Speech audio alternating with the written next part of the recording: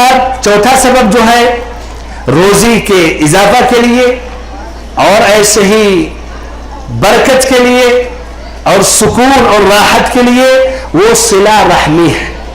صلہ رحمی یعنی اپنے قریبی رشتے دار کا صلہ رحمی کریں, زیارت کریں اور ایسے ہی ان کے خیر خواہ آپ ثابت ہوں, اور جس قدر اس شخص کا مقام آپ سے قریب ہے نسب کے اعتبار سے اس قدر وہ زیادہ آپ پر فرض بنتا ہے. مثلا والدین, پھر ایسے بھائی بہن, پھر ایسے ہی چچا, پھر ایسے ہی مثلا بوا خالہ, ایسے ہی پھر ان کے مثلا ازواج, اور ایسے ہی اس طرح آگے بڑھتے رہیں.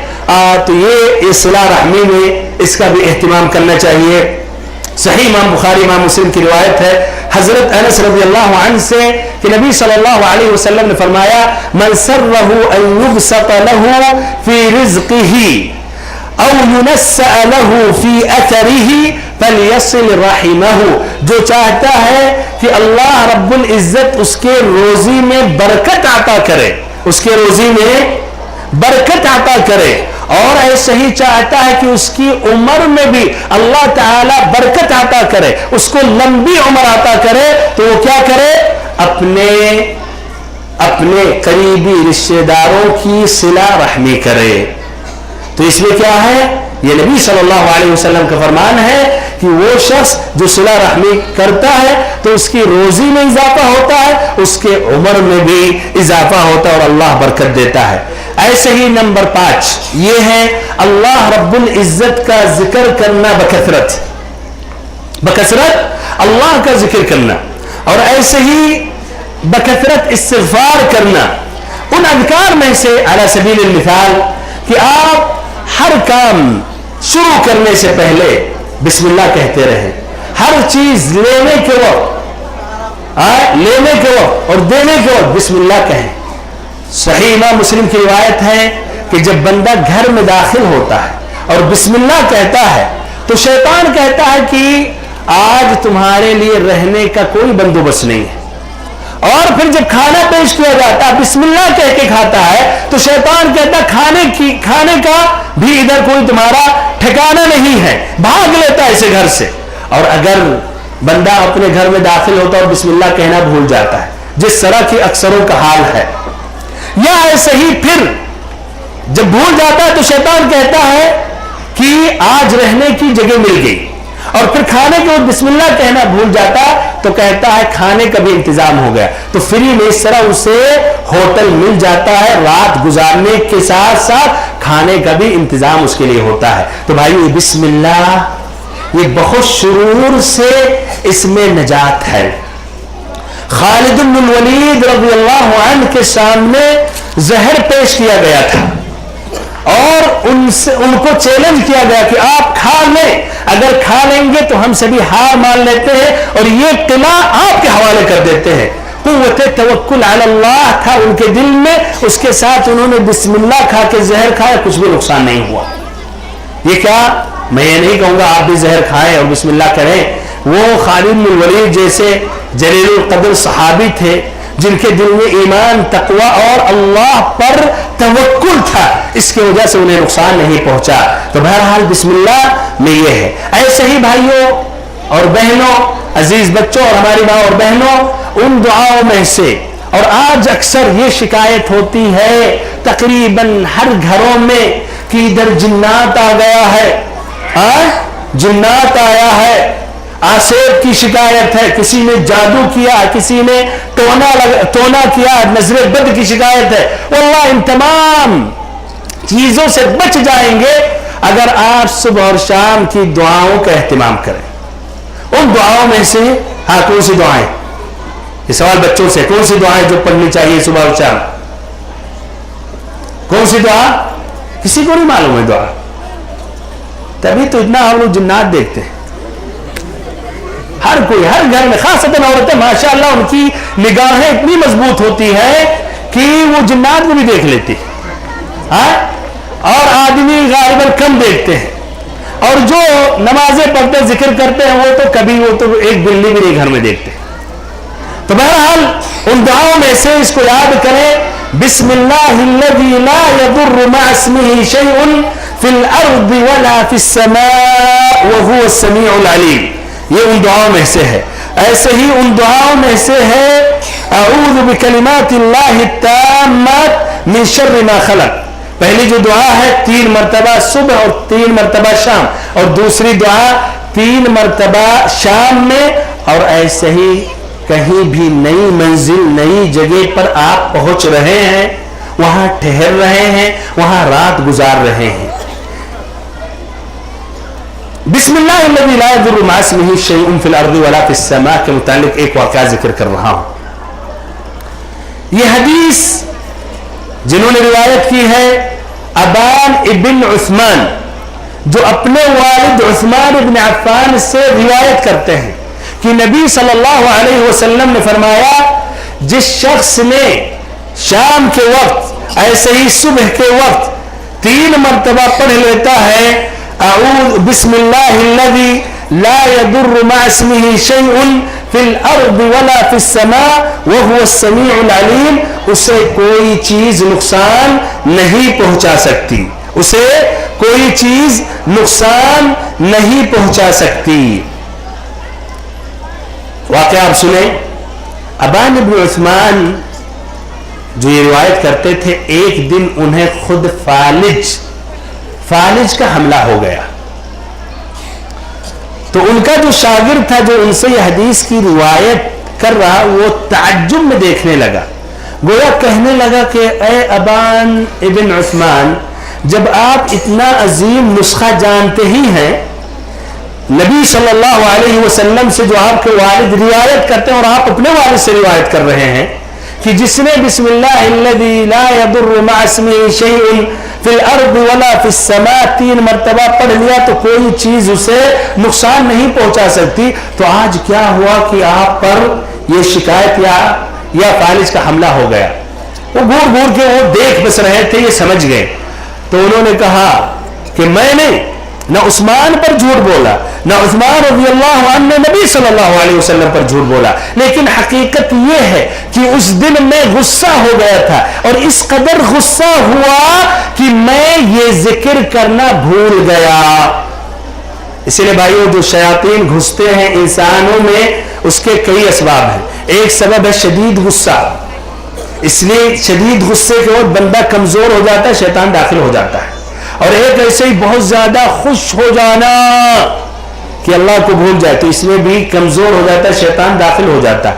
ایسے ہی نمبر 3 کی قصدن یا غیر قصد وہ آپ شیطان کو یا جنی کو نقصان پہنچا دے, جیسے گرم پانی آپ نے پھینک دیا بغیر اللہ کا نام لیے ہوئے, یا ایسے ہی مجہول جگہ پر پیشاب آپ نے کی بغیر دعا پڑھے ہوئے, تو کیا ہوتا ہے ان کے اندر یعنی ظلم و زیادتی ہوتی ہے, تو وہ بدلہ لیتے ہیں تو زیادہ ہی ظلم و زیادتی پہ اتر آتے ہیں. تو یہ وہ اسباب ہے. تو بہرحال اس حدیث میں دیکھیں غصے کی وجہ سے یہ دعا پڑھنا بھول گئے, جس کی وجہ سے بھائیوں ان پر یہ مصیبت واقع ہو گئی. تو جو بندہ اس کا اہتمام کرتا ہے, صحیح دل کے ساتھ پڑھتا ہے, باذن اللہ اسے کوئی چیز تکلیف نہیں دے سکتی.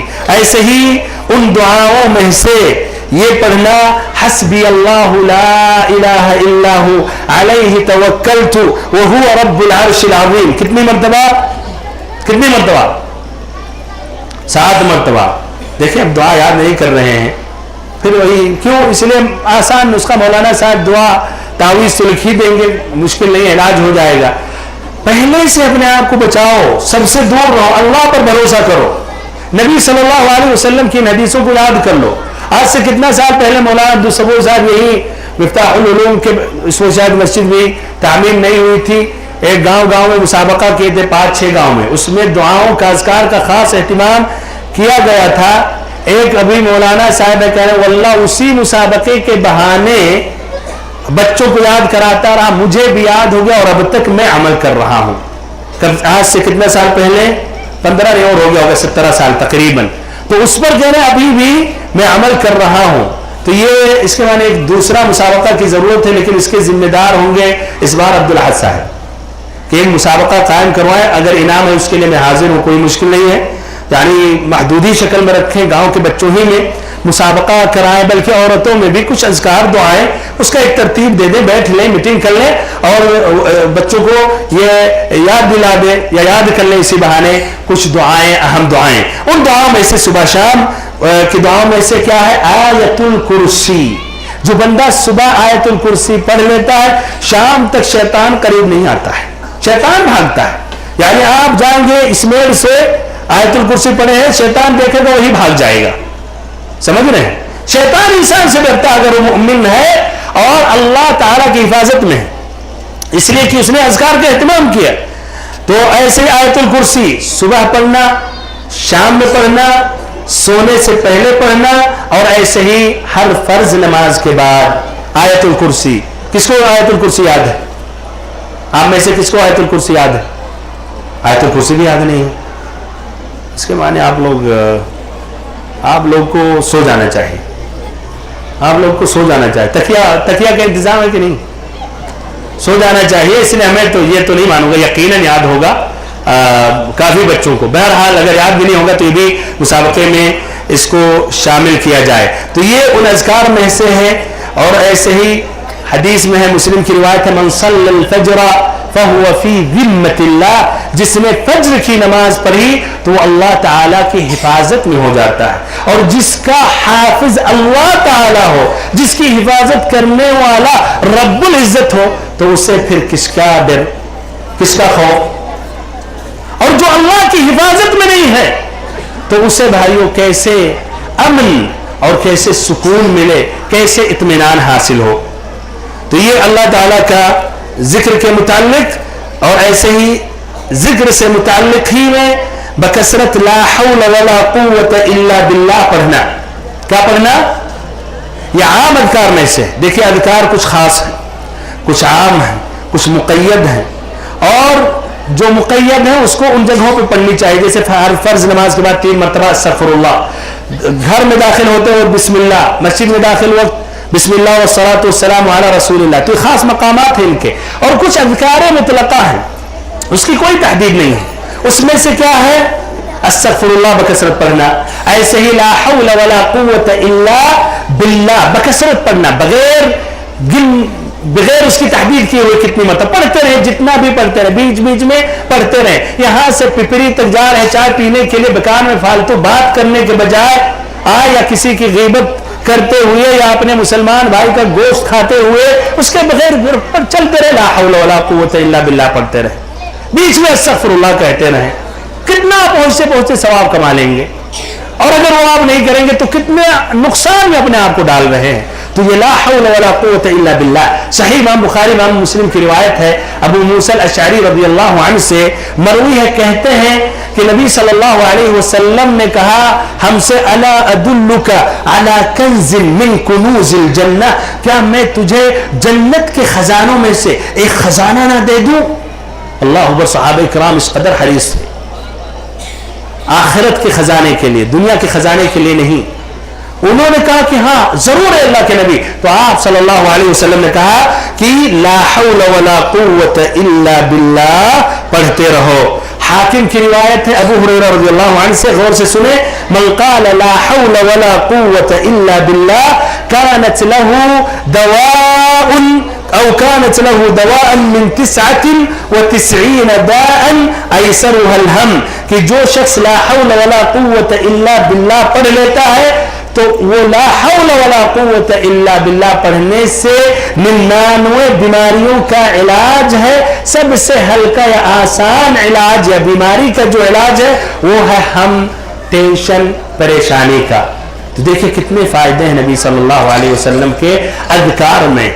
اتنی لمبی لمبی مجلسوں میں جلسوں میں بیٹھے رہتے ہیں، ضرور ایسی باتیں سنتے ہیں۔ اگر ہر جلسے سے ایسے ہی معمولی ہی کچھ باتیں سیکھ کر ہم اٹھ جائیں اور عمل شروع کر دیں تو ہماری زندگی میں تبدیلیاں آ جائیں، اور ثواب جاریہ، نیکیوں کی بارشیں ہم پر یا ہمارے صحیفہ اعمال میں بارشیں ہونے لگے، بے شمار اس طرح نیکیاں ہو جائیں۔ لیکن افسوس یہ ہے کہ ہم سنتے ہیں لیکن پھر اس پر عمل نہیں کرتے، یا اٹھنے کے ساتھ ساتھ سونے کے ساتھ سب سے پہلے فجر کی نماز کو آؤٹ کرتے ہیں اپنے جدولے، हयात में या शुरूल में दिन के नमाजी नहीं पढ़ते हैं और फिर उसके बाद फिर बाकी बातें भी भूल जाते हैं। फ़इलल्लाह अल-मुश्तका। बहरहाल अज़कार के ये अलग ही एक तवील मौजू है। आगे बढ़ रहा हूँ। इसके बाद ये पहला मौजू था जो तमाम लोगों के लिए था, बड़ों के लिए, छोटों के लिए, आदमियों के लिए, औरतों के लिए। अब दूसरा जो मौजू है वो है आदमियों के लिए और औरतों के लिए। आदमियों और औरतों के लिए वो है 4 उसूल है, 4 कायदा जिक्र कर रहा हूं। बहुत ही मुहिम कायदे हैं, बहुत ही मुहिम उसूल है जिंदगी सही ढंग से सआदत के साथ गुजारने के लिए।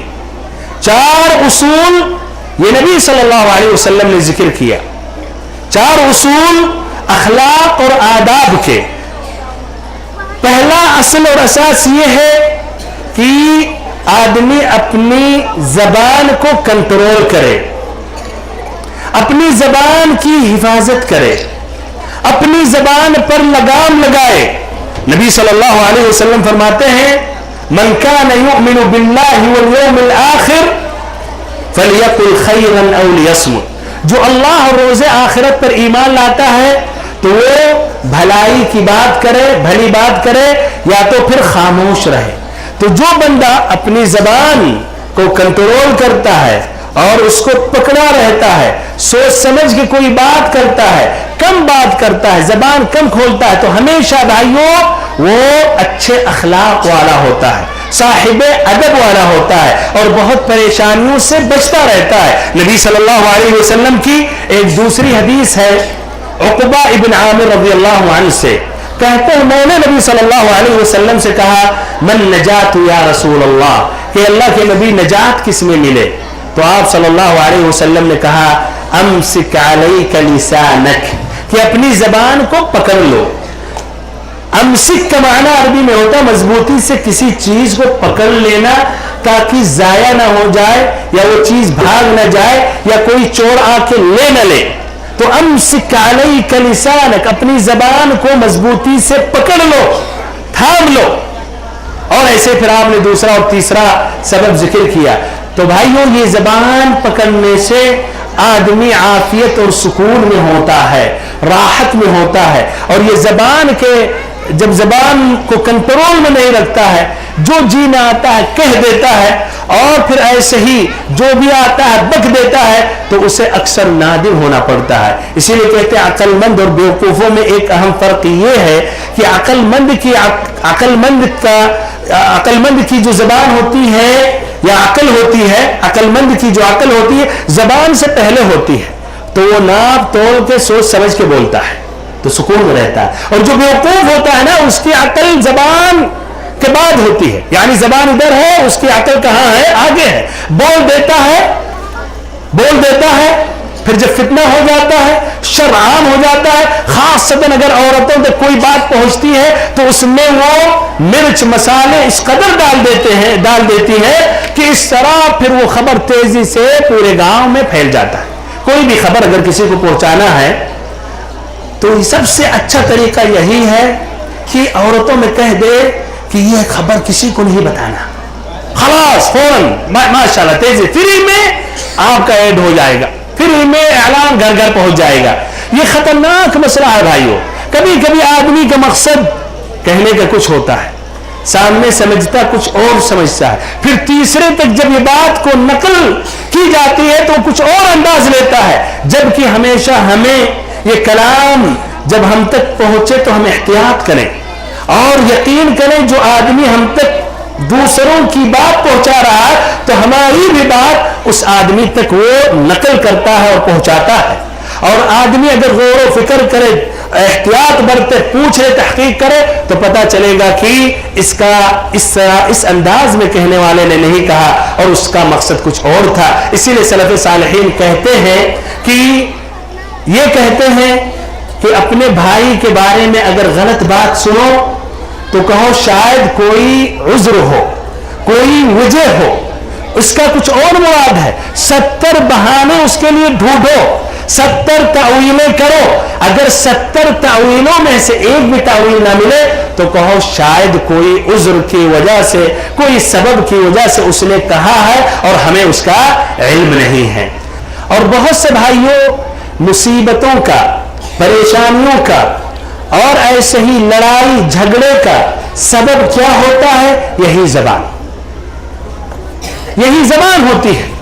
अगर अक्लमंद हो आदमी तो अगर अच्छे ढंग से उसका जवाब दे दे तो बात वही खत्म हो जाए, वही बात खत्म हो जाए। अला सबील मिसाल अली इब्न हुसैन इब्न अली इब्न अबी तालिब रज़ियल्लाहु अन्हु या रहमहुल्लाह एक मर्तबा मस्जिद में बैठे हुए थे, अपने शागिर्दों के साथ थे। उनका चचेरा भाई अल हसन इब्न अली इब्न अबी तालिब आया, और जब आया तो जो उसके जी में जो गालियां रट के आया था वो सुनाने लगा उसी मजलिस में। तसव्वुर कीजिए, आप इस तरह बैठे हुए एक तकरीर सुन रहे हैं और बाहर से एक हजरत आ गए, आपके सामने खड़े होकर गाली पर गाली, माँ और बेटी बहन कुछ भी नहीं छोड़ा। जिस तरह के औज़ बिल्लाह हम लोग क्या है, जो गालियां हर जगह होती है, लेकिन घटिया किस्म की गालियां हमारे ख्याल यही यूपी में होती है। हाँ, सबसे घटिया औज़ बिल्लाह, यानी आखिरी दर्जे की इंतहा तक। यार गाली मिले तो उसका भी कुछ मुहज़्ज़ब किस्म की गालियां दे, वो कौन बोल दे, कुछ जानवर भी माकूल जानवरों का नाम ले ले, लेकिन वहां तक पहुंच जाए औज़ बिल्लाह किसी के शर्फ और इज्जत। बहरहाल तो इस तरह उसने अपने अंदाज में, बहरहाल इतना नहीं पहुंचा होगा। अलमुहिम मैं कह रहा हूं अगर आ जाए ऐसा तो आप क्या करेंगे? क्या करेंगे?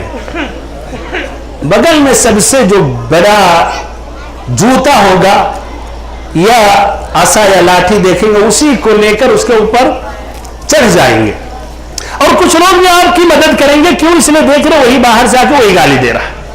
सुभान अल्लाह, ज़ैनुल आबिदीन अली इब्न हुसैन इब्न अली इब्न अबी तालिब ने कुछ भी जवाब नहीं दिया, खामोश रहे।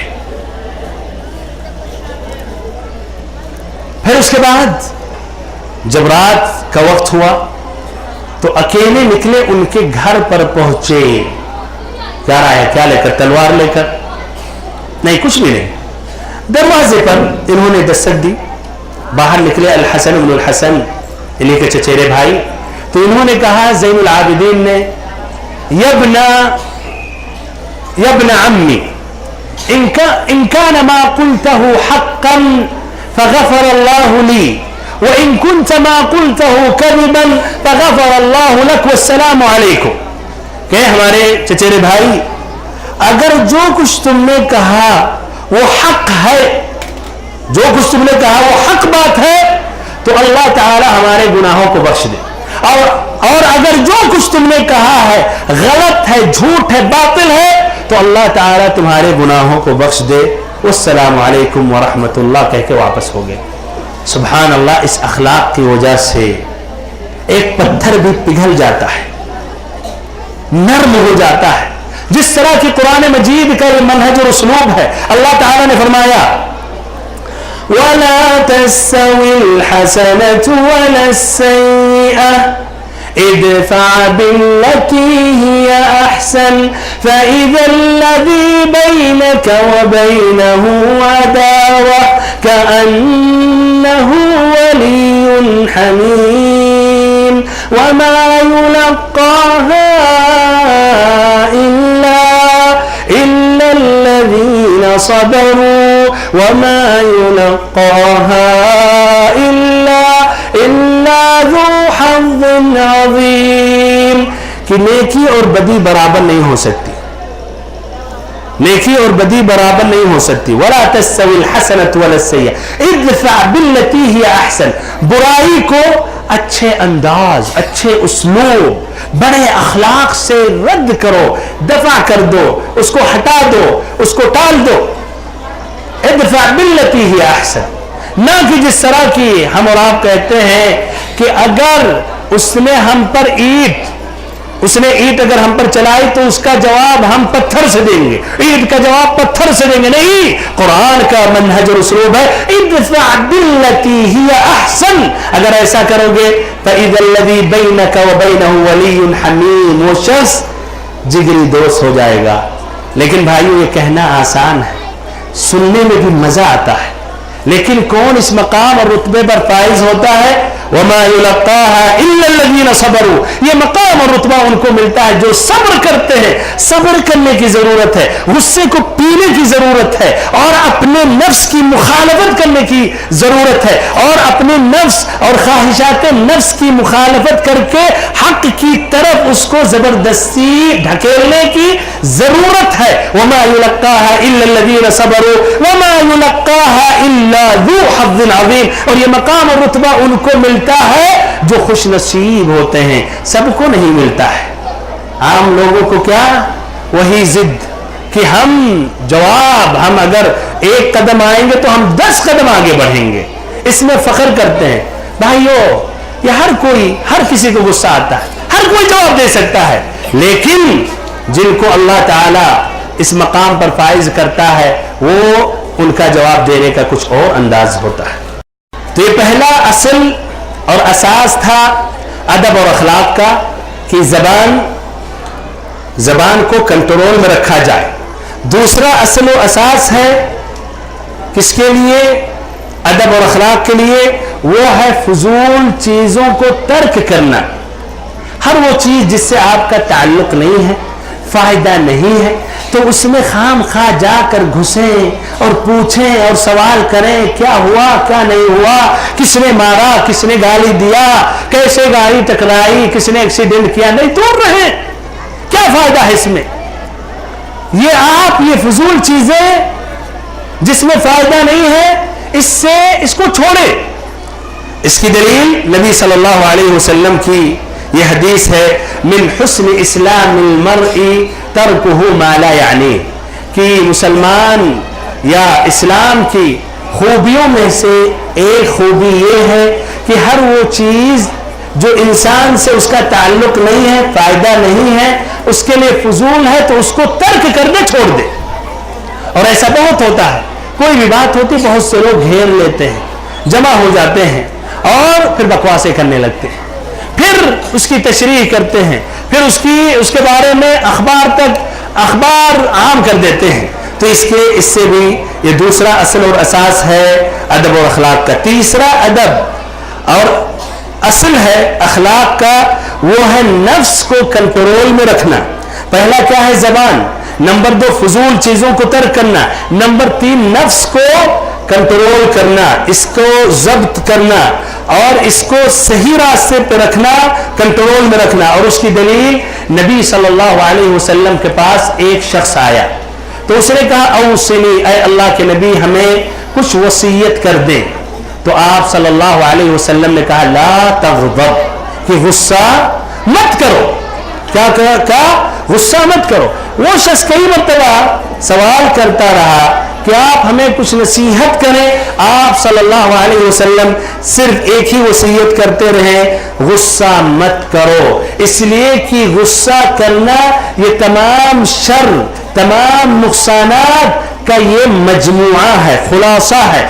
आज असबाबे लड़ाई, झगड़े, तलाक, बर्बादियां, बल्कि कत्ल, ये सब उसकी वजह क्या है कि गुस्से में बंदा आ गया, अपने आप को कंट्रोल नहीं किया, जिसकी वजह से उसने ये भयानक कदम उठाया, फिर उसके बाद जिंदगी भर नादिम होता रहा और उसका कोई फायदा नहीं। तो इधर भाइयों अक्लमंद मुसलमान वो है जो अपनी नफ्स को कंट्रोल में रखता है, और ऐसे ही जब गुस्सा आता है तो उसको पी लेता है। हर किसी को गुस्सा आता है भाइयों, लेकिन जो समझदार होता है उसमें ये गुस्से में इस तरह अपने होश को गायब करके बेवकूफ़ी नहीं कर बैठता है। चौथा जो सबब है, असल है अखलाक और आदाब का, वो है दिल की सलामती, दिल को साफ रखना।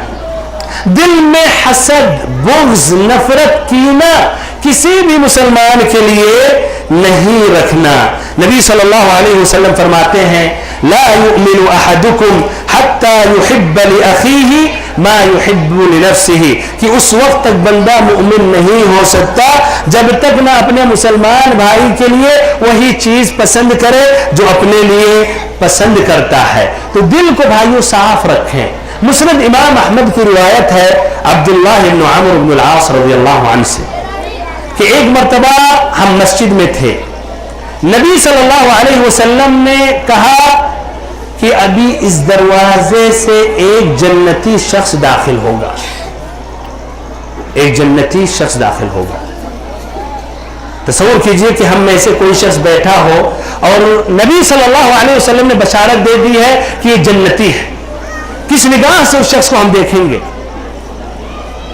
लाशक ऊंची निगाह, एहतराम की निगाह से देखेंगे। सहाबा इकराम की नजरें दरवाजे पर जम गई कि ये कौन खुशनसीब है। एक अंसारी सहाबी दाखिल हुआ, वजू के आधार से या वजू के पानी से उसकी दाढ़ी से वो कतरात टपक रहे थे। बहरहाल वो भी मजलिस में शामिल हो गया। दूसरे दिन फिर नबी सल्लल्लाहु अलैहि वसल्लम ने कहा कि इस दरवाजे से एक जन्नती शख्स दाखिल होगा। सहाबा इकराम देखने लगे, वही सहाबी रसूल जो कल दाखिल हुआ था। तीसरे दिन भी आपने यही बात कही, फिर वही शख्स दाखिल हुआ। अब्दुल्लाह इब्न अमर इब्न अल-आस रज़ियल्लाहु अन्हु ने इस बार जब ये बात सुनी तो उन्होंने कहा आखिर में वजह क्या है, जरा हम भी देखें कि इस आदमी की खुसूसियत खूबी कौन सी इबादत करता है जिसकी वजह से दुनिया ही में बशारत मिल गई। तो अब्दुल्लाह इब्न अमर इब्न अल-आस रज़ियल्लाहु अन्हु निकले। जब नमाज खत्म हुई, मजलिस सब उठ गए, तो आकर कहने लगे कि ए फुला, मैं अपने वालिद से नाराज हो गया हूं और मैंने कसम खा ली है कि 3 दिन उनके घर नहीं आऊंगा या बात नहीं करूंगा, तो क्या मैं आपके साथ आपके घर में 3 दिन 3 रातें गुजार सकता हूं? उस शख्स ने कहा कि कोई हरज या मुश्किल नहीं है। 3 रात इस तरह अब्दुल्लाह इब्न अमर इब्न अल-आस रज़ियल्लाहु अन्हु उस शख्स के पास गुजारने लगे। हर रात में गौर करते थे कि शायद ये तहज्जुद की नमाज का एहतराम करता है, रात में कुरान पढ़ता है, जिक्र करता है और फिर सहरी करके रोजा रखता है, नमाजें पढ़ता। तो कह रहे कि मैं देख रहा हूं रात भर हजरत सो रहे हैं, न तहज्जुद की नमाज न कुरान मजीद की तिलावत। हाँ, लेकिन नींद अगर उनकी खुल जाती थी रात में तो अल्लाह का जिक्र कर लेते थे, सुभान अल्लाह, अल्लाह अकबर, ला इलाहा इल्लल्लाह। अल्लाह 3 दिन पूरे हो गए तो तीसरे दिन सलाम करके अलविदा कहने के लिए पहुंचे या सलाम करके अलविदा कह रहे थे।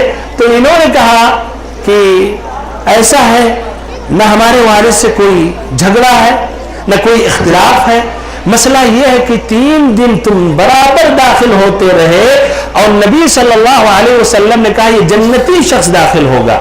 तो आखिर में कौन सी इबादत, कौन सा अमल है तुम्हारे पास जो जिसकी वजह से ये मकाम तुम्हें दुनिया ही में मिल गया?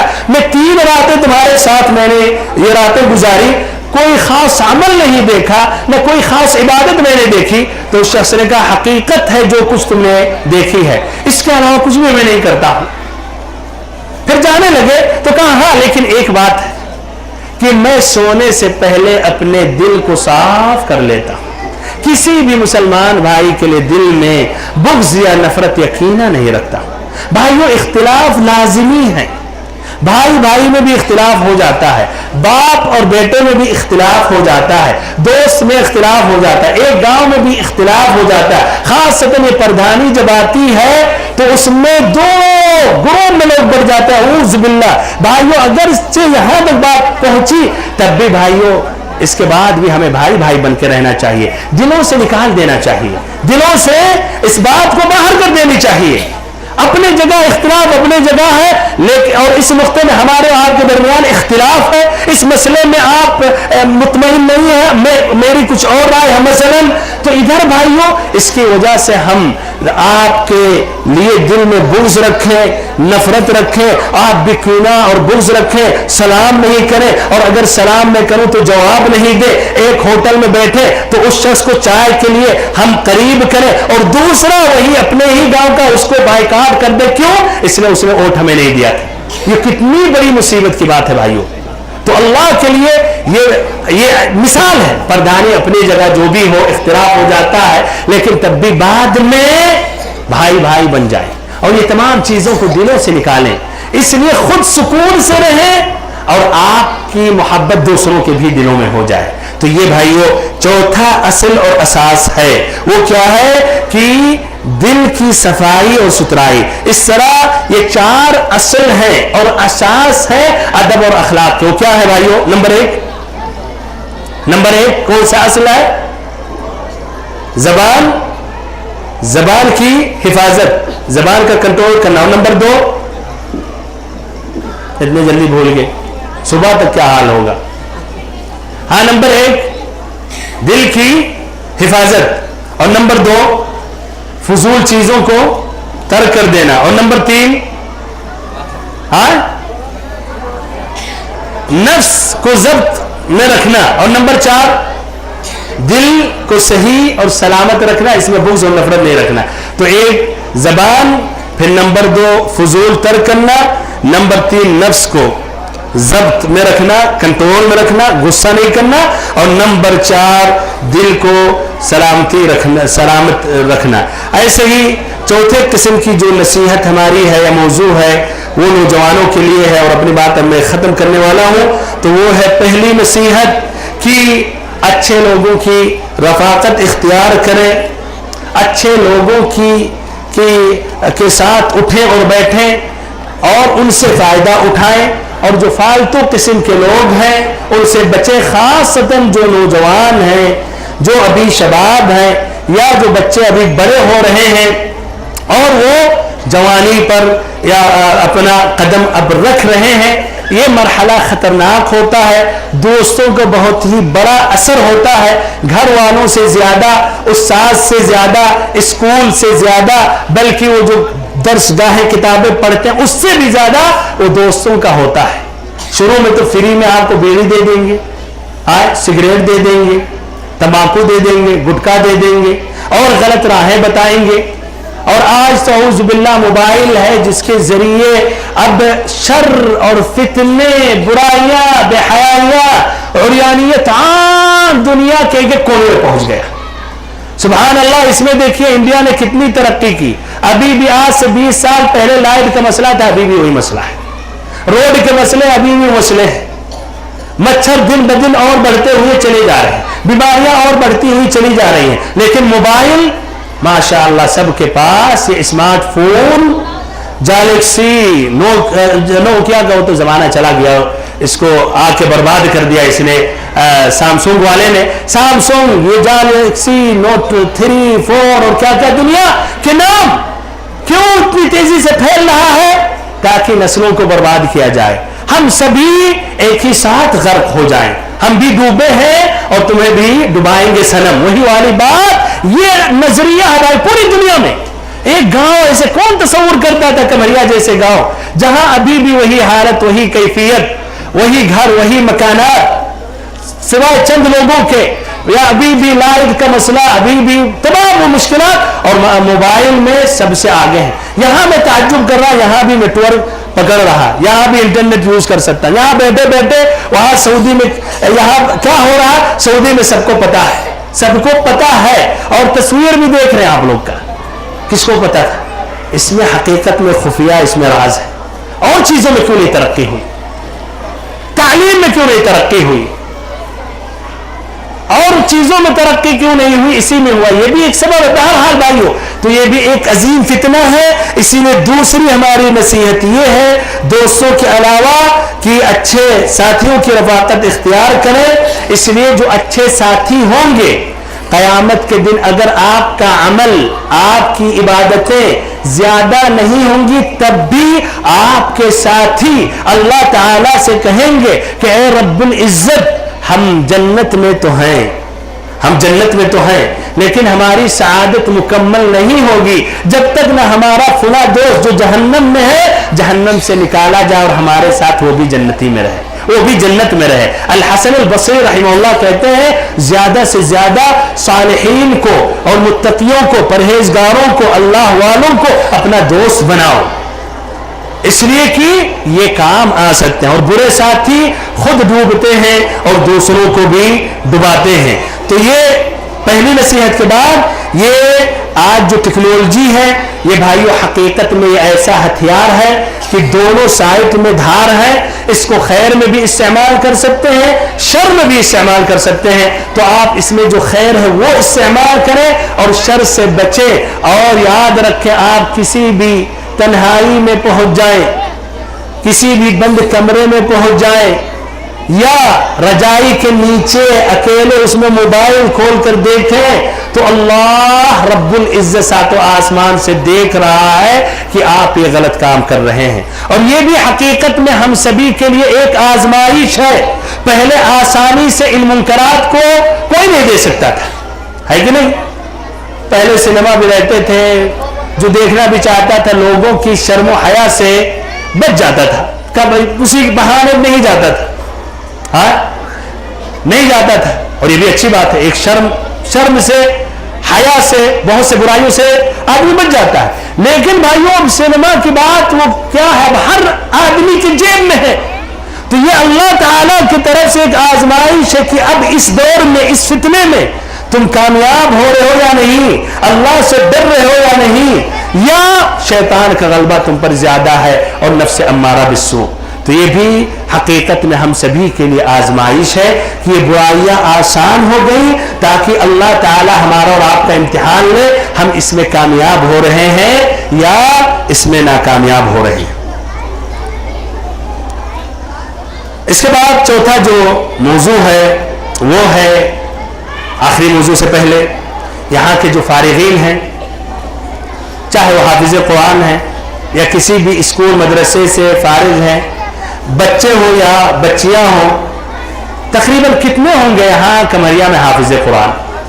کتنے ہوں گے تقریباً؟ ایک اندازہ کتنے ہوں گے؟ صرف 8-10؟ ہمارا خیال اس سے پہلے میں سنا تھا اس سے زیادہ تھا۔ ہاں بھائی کوئی زیادہ کرے گا بولی لگائیں، 10 سے کچھ کہہ رہا ہے 10 ہی حافظ ہوں گے یہاں، چلیے 10 ہی مان لیتے ہیں۔ اچھا کتنے فارغ ہوں گے اسلامی اداروں سے، مدارس سے؟ اندازہ سب کا نام لینے کی ضرورت نہیں ہے، میں کتنی ہوگی؟ چلیے 10-15 ہوں گے۔ اور ایسے ہی بچیوں میں، بیٹیوں میں، بہنوں میں 4-6 ہیں، تب بھی کم سے کم آپ نے بتایا ہے 30 تو ہیں۔ اور یہاں کی آبادی کتنی ہے؟ اور سے ابھی یار ابھی پڑھا تھا، معلوم ہوگا کتنا ٹوٹل کتنا ووٹ دیا گیا؟ ہاں 1200-1300۔ تو اس طرح 30 کو اگر آپ دیکھیں گے 1200-1300 میں تو کتنا پرسنٹ ہو گیا؟ تقریباً 3 ایسے کچھ ہو رہا، 3-5۔ تو یہ بھی اس طرح تعداد اتنی ایک گاؤں کے لیے الحمدللہ کافی ہے۔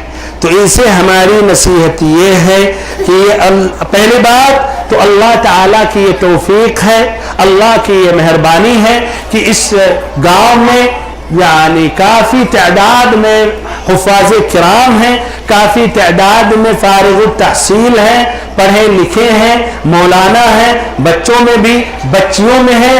تو بھائیو اسی طرح ان کا اثر بھی پورے لوگوں پر گہرا اور اچھا ہونا چاہیے، اور ان کو بالخصوص قدوہ بننا چاہیے، اور انہیں بھی برابر نصیحت دیتے رہنا چاہیے، اور آپ سبھی کو، ہم سبھی کو بھی ان کی بات کو چلیے ختم کرنے والا ہوں۔ چلیے جزاک اللہ خیر، بیٹری بھی ختم ہو رہی ہے۔ دوسری نصیحت ان تمام بھائیوں کے لیے، بہنوں کے لیے کہ عمل، یہ جو کچھ سیکھے ہیں عمل کریں، اور پھر ایسے ہی دوسروں کو بھی دعوت تبلیغ کریں۔ آخری جو 5واں نقطہ ہے کہ یہاں کے عقل مندوں کے لیے تو یہ ہے ہماری ایک نصیحت کی نصیحت، اور اس میں بھائیوں واضح ہونا چاہیے اور گھمانا پھرانا نہیں چاہیے، یا حق بات کو چھپانا نہیں چاہیے۔ ایک ہماری رائے ہے اور ممکن ہے اس رائے میں کوئی اثر نہیں ہو، لیکن حق بات کہنا تو چاہیے۔ اگر ہم حق بات عملی طور پر نہیں کر سکتے ہیں، مجبور ہیں، تو ہم زبان سے تو کہہ سکتے ہیں، اور زبان سے بھی عاجز ہو جائے تو پھر دل کی بات آتی ہے۔ وہ یہ ہے کہ یہاں کے جو عقل مند ہیں، اور انشاءاللہ آپ سبھی عقل مند ہیں، ان سے ہماری گزارش یہ ہے کہ جب بھی پردھانی کا مسئلہ آئے تو آپ لوگ آپس میں پہلے سے اتفاق کرنے کی کوشش کریں، بغیر ووٹ کو جس کو زیادہ مناسب سمجھیں پہلے سے ترشیح کر دیں، تاکہ ہم سبھی خرافات سے بچ جائیں۔ واللہ یہ بات یہ جب آتی ہے سعودی تک، وہاں تک پہنچی رہتی ہے، اور کہ آپس میں کیا چل رہا کیا نہیں چل رہا، صرف اس گاؤں کی بات نہیں ہے، اور گاؤں کی وہ بات ہے، لڑائیاں جھگڑے اختلاف فتنے، بلکہ خود میں نے ایک مرتبہ آج سے 5-10 سال پہلے یہی پپری میں، یا پپری نہیں کیا یہاں چائے پینے کے لیے کہا جاتا ہے، سمیری جا رہے تھے، واللہ آپس میں ایک بھائی نے ہمیں چائے کے لیے بلایا، ایک اور دو کو بلا، پھر ہم نے کہا یہ بھی ان کو بلا، کہا نہیں ہمارے گروپ سے نہیں ہے، استغفر اللہ۔